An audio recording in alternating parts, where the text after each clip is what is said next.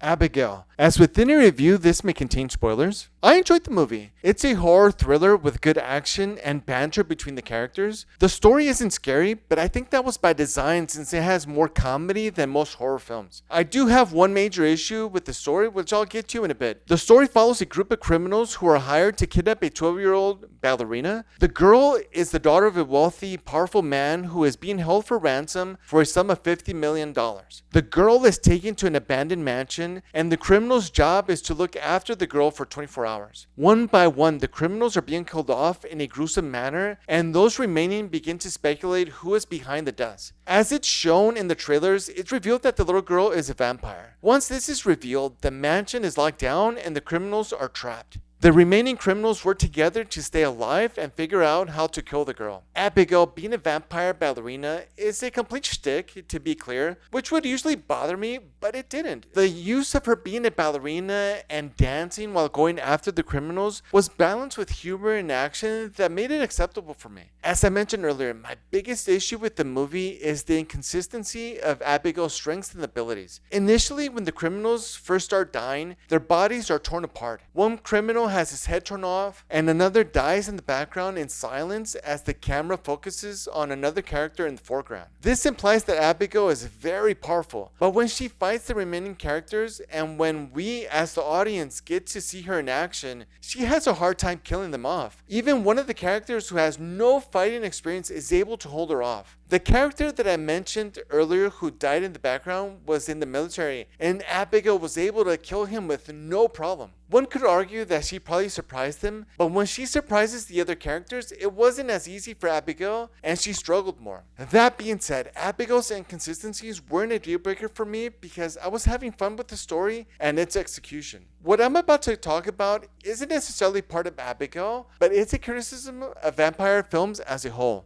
Why are vampires always evil? I get that they drink blood, but even if, for argument's sake, vampires need to drink from a human, there must be a way to drink the blood without killing the human or turning them into vampires. There are vampire movies that have tried to tackle the subject, but I would say that 98% of all vampires shown in films are evil. That has always bothered me. Why would a good person who gets turned into a vampire become evil? I'm curious to know your thoughts on vampire movies. Overall, I had a fun time with Abigail and it may be worth watching. If you stuck around this long, why not give the video a like and subscribe? It's free. Also check out my other videos, leave a comment and let me know what you think of the film. See you in the next review.